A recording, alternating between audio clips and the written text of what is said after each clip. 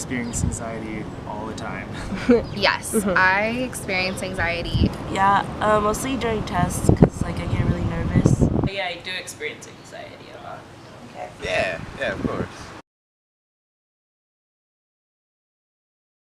Kind of uncertain, maybe more doubtful, definitely had kind of more critical thoughts, kind of trying to think about like what will happen in the future and what if this doesn't happen, and you know, I noticed I had a change in appetite. I kind of lost some weight without really trying to. Let's hear it from you first. I guess like when I feel anxiety, I feel like everything is coming like down on me at like that one moment, and it's really hard not to get like caught up in all that emotion, and like it just like hits you like a truck, basically. For me, I feel it in my chest. Is like usually the first place I feel it, and it's just kind of like a racing feeling, and just kind of like a blur, and usually associated with like more negative emotions, but sometimes, you know, I can even get anxious like when I'm super happy and I'm like almost, you know, overly excited, and you know, that sort of anxiety as well. So it comes in all shapes and sizes. Like you're kind of like also like panicking because you don't know what to do. It's just like it's like you're feeling of overwhelmingness. Personally, I think it's when I get worried. I get very overwhelmed and nervous, personally. A physical feeling and a mental feeling coming from like just stress and having it cause like you to be debilitated in doing your work how you would go about doing it otherwise. Sometimes social situations, depending on what it is, if I just feel uncomfortable, then start getting anxious.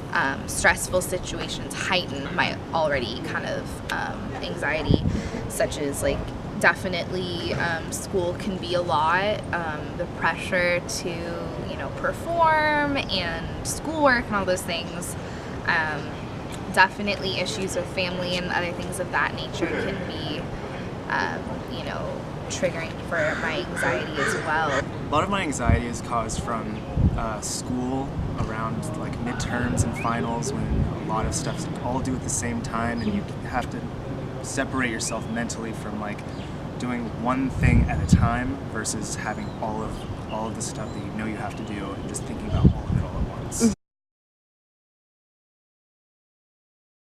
So I cope with anxiety by being active. I run a lot, almost every other day, and just keeping active keeps my head a lot more clear.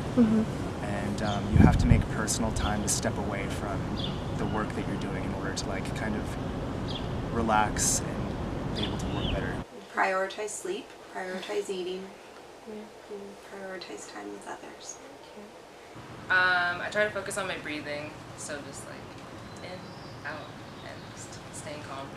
I do like a box breathing that they call, so you like 3 seconds in, you hold it, and then you release it, and you hold it, and then again you start again.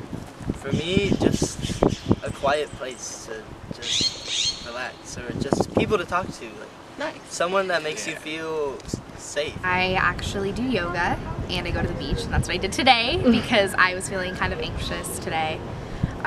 So those are probably my two like biggest go-tos, but definitely in music and the breath, and just kind of talking to like friends and family to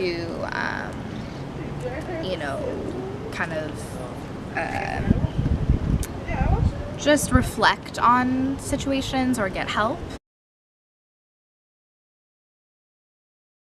So we offer individual services. Students can come in or call to make an appointment.